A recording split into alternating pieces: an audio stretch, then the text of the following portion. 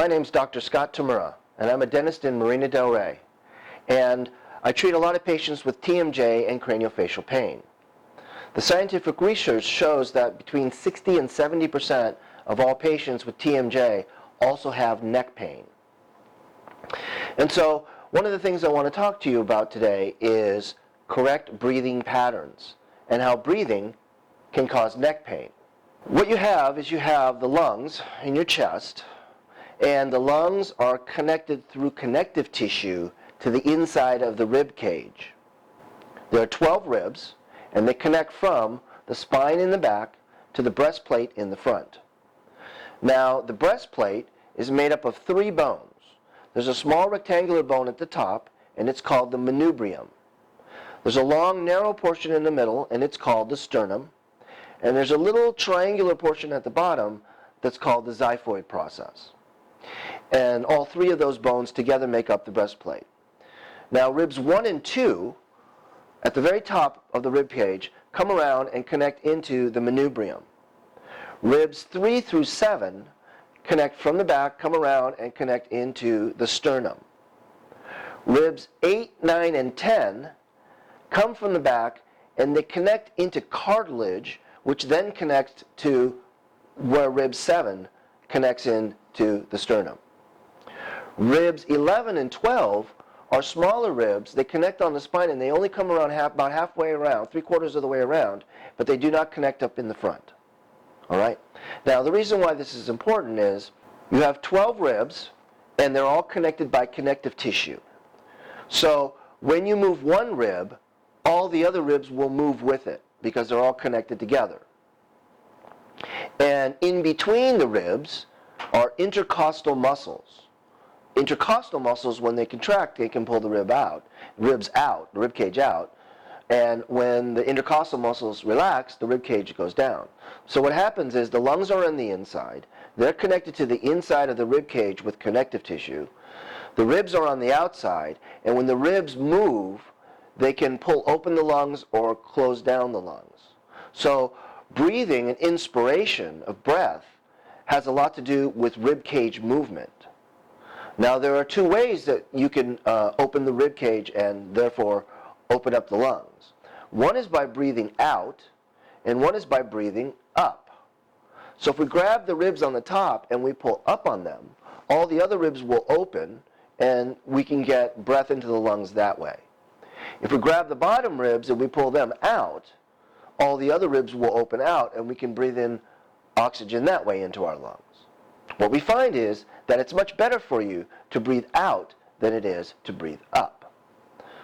And the reason that is because there are muscles called the scalenes. And the scalenes connect from the back of the neck down into ribs 1 and 2.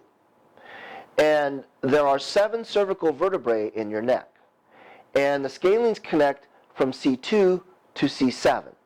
One thing about muscle contraction is that if we have 2 bones, one on the bottom, one on the top, and a muscle in between, as that muscle contracts, it pulls with equal and opposite force on the bottom bone coming up and the top bone going down.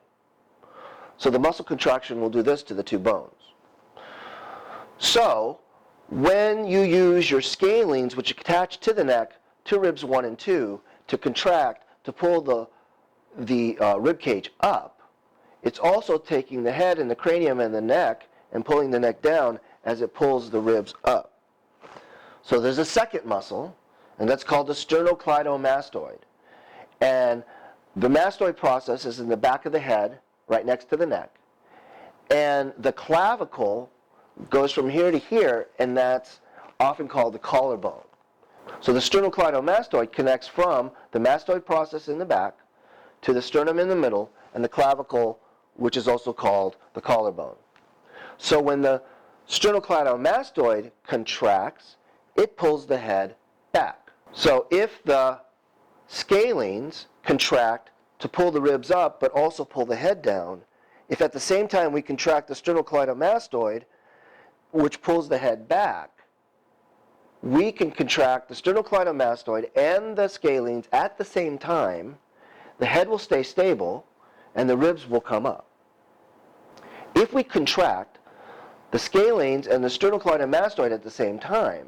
The scalene contraction will pull the ribs up, but the sternocleidomastoid contraction will keep the head stable. So the ribs will raise, but the problem with that is that it causes a tremendous amount of stress and pressure in your neck. And that's why we call it cervical breathing or clavicular breathing. Breathing with the clavicles by contracting the clavicles to keep the head back while the scalenes contract to pull the ribs up. So, that is why breathing, and breathing correctly, which is out, not up, will prevent neck pain, because when you breathe up, you've got all the sternocleidomastoid, the scalenes, the ribs going up, the head going back. You've got all this stuff going on in the neck. It causes tremendous amount of neck pain. And we don't want to breathe using our neck. We want to breathe using our abdomen. Okay? So, I have a really good friend. Her name is Trina Altman. She's a certified yoga therapist, and she's going to come now, and she's going to talk to us a little bit about the different ways that you breathe and some exercises that you can do at home to help you learn to breathe correctly so that you're not breathing up and so that you're not straining your neck every day as you go throughout your work, your play, and your life.